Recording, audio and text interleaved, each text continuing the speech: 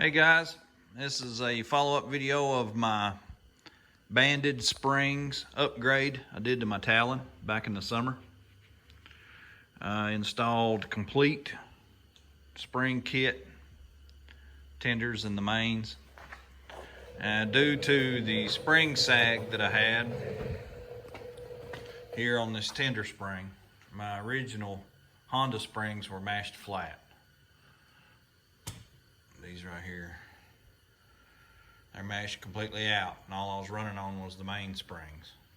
And that's due to putting, you know, tree kickers and bumpers and windshields and, you know, loading this thing up, and then you hauling 2 to 4 people at about all the time.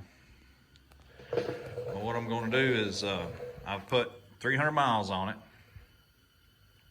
I'm going to crank my preload down some more because it did sag, it did droop like they said it would.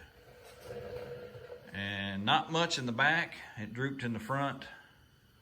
And the back, I had it set when I put them on, right here on the frame rail, right here. I measured above this rub rail, this skid plate, 14 inches. And then I've put the mileage on it, and it's just a hair less than 14. It didn't droop much.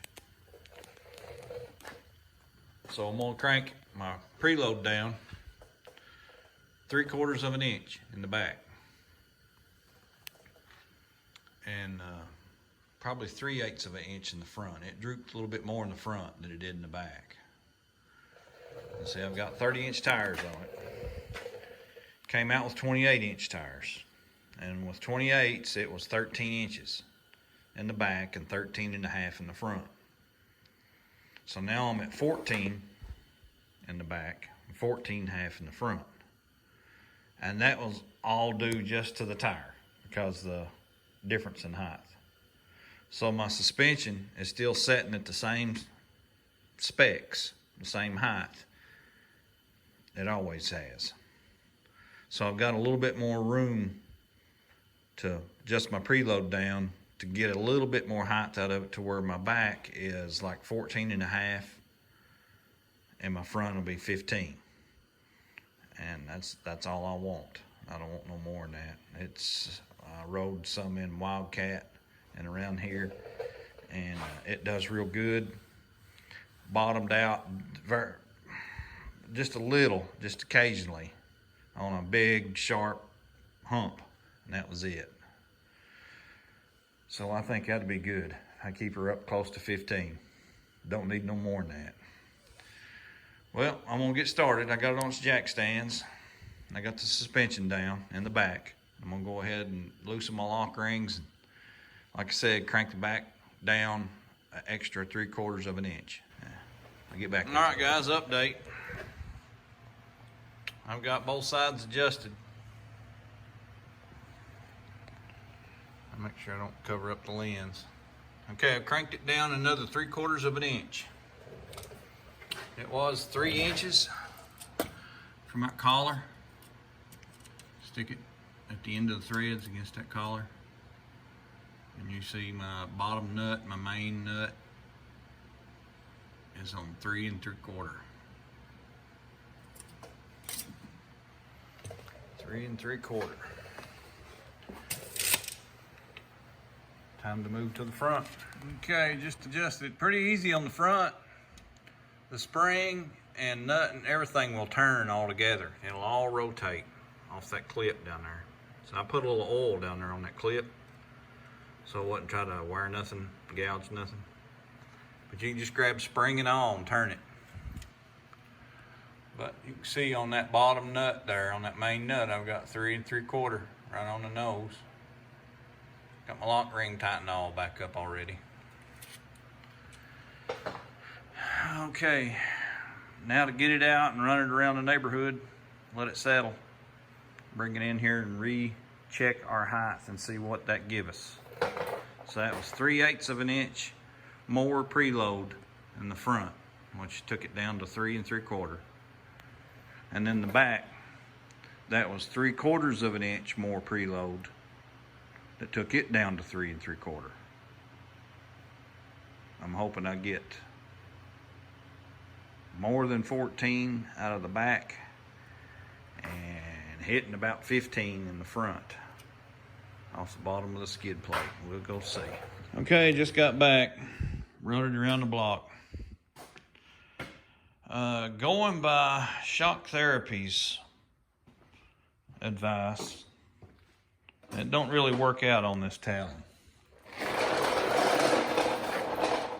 that guy said, 1-to-1 on this adjustment right here in the back. However many inches you go down is how many inches the frame goes up. That's wrong.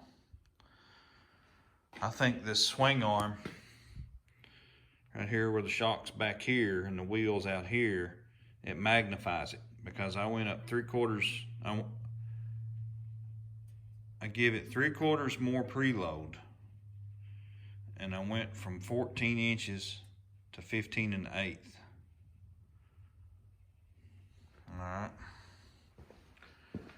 And then up here they said it goes 2-to-1. Whatever you adjust on the shock, double the height. So I went 3/8 down on preload, and it went from 14 1/2 to almost 15. Which seems like that's 1-to-1. And the shock's sitting at the wheel. So whatever you push down more on the shock, it pushes on the wheel. So I think it's kind of seeming like it's backwards. This is 1-to-1 up here, and that's almost 2-to-1 back there. So I'm gonna turn this back down a little bit. I want to get it less than 15, 15 1/8 right now on both sides. So adjusting it some more. All right, let's got the front ones adjusted. And to that main nut, top of that main nut's 4 inches. So I went from 3 3/4 to 4 in the front. And in the back, I went from 3 3/4 to 3 1/2. Now I'm gonna go ride it, just let it settle. Bring it back, see what kind of measurements I got. All right, just got back. You can hear her popping and cracking. Wet, it's raining. Okay, I've got her. Always trouble with this. Hold on. I think I need to swap hands. Like this. Yeah. All right. Crank it around here where you can see it. All right, I just got back. Run it around the block again. And if you can see that, that's 14 1/2 to the bottom of the skid plate. That's where I was wanting it, back here. 14 1/2 in the back.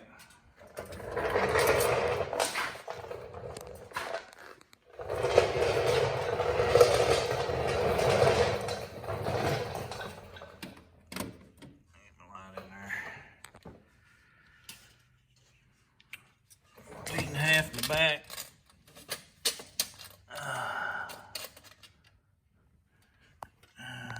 If you can see it or not. 15 in the front.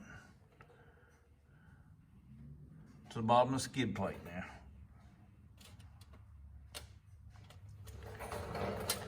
Half-inch difference. 15 in the front, 14 1/2 in the back. That's on 12 pounds air on 30s. Now I got her set the way I want her. The suspension has only been moved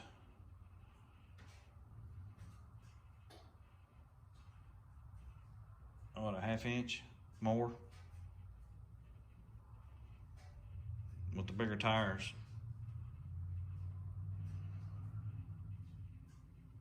Let's see here, 13 on factories, put these on it, it went to 14. I got 14.5 in the back and 15 in the front. Yeah, I'm thinking straight. I've only extended the suspension a 1/2 inch, both front and back, to get 15 up here. Now I'm going to put my 14 pounds air pressure back in the tires, and we'll see what that does. Okay, I'm done with it. Now, I raised the back and the front a little bit doing the air pressure. So I went from 12 pounds to 14 in my tires. And the reason I do that is where I'm at in this mountainous region, there's a lot of chunk rock, sharp ledges, and stumps. And some of the guys are busting their tires, putting them down so low. And this is an 8-ply radial tire, and it's supposed to have some air pressure in it to work like it's designed to. So I'm gonna run 14 in it. I'd rather sacrifice a little bit of traction and keep these tires. These are good tires, keep them in good shape. But airing the tires up, I gained like about 1/8 of an inch more height. So it's over 14.5 in the back at the bottom of the skid plate. That's clearance. And in the front, it's 15 1/16, almost 15 1/8. I'd say the front wasn't having the weight on it. The tire wasn't really drooping as much as the back one was, so there wasn't much of a difference. That's under the skid plate, over 15. Over 14.5 in the back, over 15 in the front. I think it's got a good set to it. I'm gonna leave her there. I might check it next summer. And I've noticed something right here. My sway bar, when it was at 14 inches, it was perfect level. So I would think that the design of the suspension, that's what they wanted, was that to be set in level. Now it's just barely tipped down. It's not perfect level no more. So I did notice that. And when I had the factory springs and that top one, you see how much distance I've got to light down. How much of a distance I've got on my tenders. I still got room. When they were collapsed with the factory springs, this sway bar was sticking up in the air. It was up. So that brought it back to where the suspension's supposed to be. This upgrade did. And ride's good and plush. I even turned my shocks down to low so I get a nice plush ride. Well guys, I appreciate you for watching. Please give me a like and a thumbs up. And if you haven't subscribed yet, please subscribe. I've got more coming. I'm going to work on this thing through the winter, and I think I'll do some videos on that too. Some upgrades coming and some maintenance work on this thing. I had a razor before, and I had to work on it constantly to keep it running, and that really helped it. So I'm going to do some service greasing and servicing on this thing. I have it ready for next year.